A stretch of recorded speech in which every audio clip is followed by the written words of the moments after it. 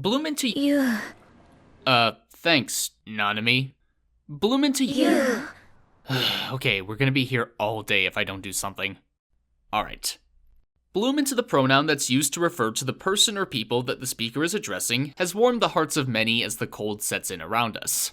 On top of being visually delightful, the series has also received praise for its positive depiction of same-sex relationships and handling the subject matter with a certain degree of tact not often seen in similar series. But beyond that, speaking as someone who can't relate to being gay or possibly asexual, Bloom into the second-person point of view has a heart that I think just about anyone can appreciate.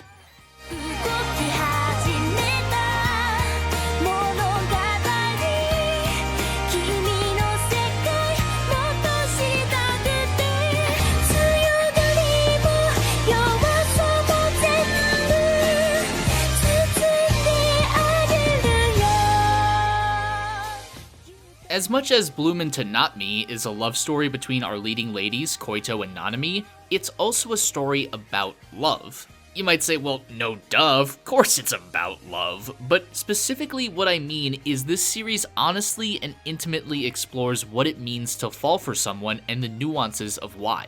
Going beyond just attraction at a surface level and even further past clicking with that person mentally. Bloom into the 21st letter of the alphabet instead uses its romance, in part, to look at the potentially selfish reasons for why we find ourselves smitten, and how that can be both a good and bad thing. For Nanami, she wants someone she can be herself with, but more importantly, also feel vulnerable around without fear of judgment. As someone whose entire outward persona is one of perfection, it's completely understandable why she'd want this. That picture only getting clearer the more we learn about her character. And so Koito becomes this almost black hole for her affection, someone she can just pour her feelings into without fear of them being reciprocated. At least she hopes. But if Interstellar taught us anything, it's that love can escape an event horizon. That's what we were supposed to learn, right? Well, regardless, I don't think the first half of that mindset is a bad one to have. Maybe it's because I was in shoes not too dissimilar to Nanami's at one point in my life. My first real girlfriend and I were never really on the same level of affection. And just for context, this wasn't when I was 12 or 13 years old, okay? This happened between the time I was like 18 and 21. I was an introverted kid, okay? And teenager. And adult. Anyway, if I recall correctly, I think throughout our entire relationship, she used the dreaded L word twice. It took me a while to say it at first too, and after, even despite wanting to say it, I held my tongue most of the time because I knew she felt bad about not being able to say it back. The point here is I became fine with just expressing my affection in general and in other ways despite knowing I wasn't going to get that same level of intimacy. People in a relationship aren't always going to be on the same page in this respect, and if both parties communicate that and are fine with it, then it's okay. Sometimes someone letting you love them is enough, as selfish as that may seem at first glance. But, as Bloom into has hinted at, Koito might be starting her climb towards Nanami's level of infatuation. Although, and this is just my interpretation, I don't think it's so much of a climb as it is a reframing on Koito's part. If Nanami is nothing but sure of her feelings from the time the starting flag waves, then Koito is still checking to see if her car is even on. It's not made incredibly clear whether her lack of feelings is due to her maybe being asexual or just not knowing what the feeling of love is supposed to be. In certain parts of the show, like where she talks about feeling nothing or wishing she could feel something for Nanami, hints that it could be the latter, but I'm not gonna say for sure one way or another, because it doesn't really matter. To me, what Koito represents is a realization of love. It's not always going to be falling head over heels for someone or having this mad, passionate, burning desire to never let them go. Love can also be just being there for someone, enjoying their company and just wanting those moments to last. And so for Koito, I think her whole arc is about understanding that this sensation of love isn't gonna hit her out of nowhere like she's an isekai protagonist. Rather, she's redefining her own feelings and realizing that for her, this is love. It isn't just her natural kindness and selflessness at work. And I think this might be best exemplified in episode 10, when she's talking on the phone with Nanami. Her responses haven't changed, her demeanor in their conversation is as direct and unaffectionate as it's ever been, but her body language is something you'd expect to see from her senpai. Tossing and turning in bed, clutching her pillow. God, it's so cute. And it actually provides a very nice contrast to the first scene of the anime with her lying static in bed narrating about what love is supposed to be, listening to seemingly a love song as if she's trying to make that feeling happen. But love isn't like that. You can't force it.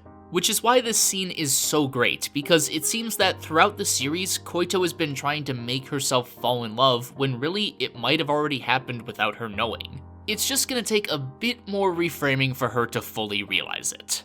Koito's development has been slow but meaningful and incredibly well realized in both the anime and manga. In a way, she represents the journey from acquaintances to liking someone to liking someone and finding where exactly those lines are. What is the difference between the love you feel for your significant other and your friends? Your family? I think that's a question some of us have had to grapple with and most of us have probably thought about at some point. And it's this aspect that, to me, has made Koito both an incredibly relatable and plainly put, great character. A feeling only reinforced by the manga. And on that note, I wish it updated more frequently. Anyone who's fully caught up? Yeah, I share your pain. But you may have noticed I had a bit more to say about Koito than Nanami. And that's mostly due to Nanami having a lot more going on outside her feelings for Koito. As much complexity as the whole deal with her sister adds to her character, it's not as relevant to this discussion of love. Well, there is one point I could bring up, but it would involve some manga spoilers that I'm not sure we'll get to with the remaining episodes, so I'll refrain. But even what I've said here only scratches the surface, in part because this is just what I felt based on my own experiences. I'm sure there are entirely different but equally valid interpretations of both sides of the duo's relationship. And I didn't even talk about Sayaka. Are her feelings any less legitimate because she's in love with Nanami's public persona as opposed to the quote-unquote real side that Koito gets to see?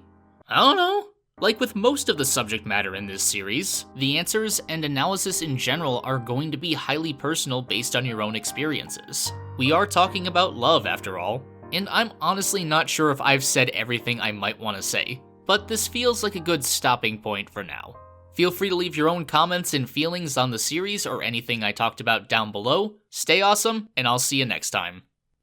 Hey everyone, trying out a little bit of a custom outro here. Thank you so much for watching if you stuck around. And apologies for being sick while recording this. I don't know if you heard it, but I was kind of going through my own little arc throughout the video, so I feel better now, but that being said, if it sounded off, that's why.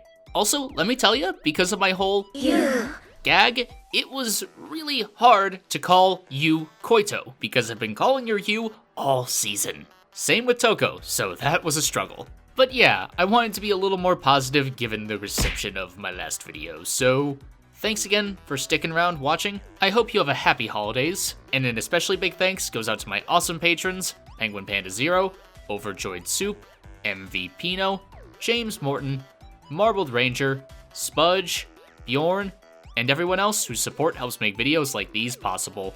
Links to my Patreon and shirts and everything else are either down below or on the screen. Leave a like, click the bell icon, all that jazz. I already used my stay awesome outro, so bye. That feels weird.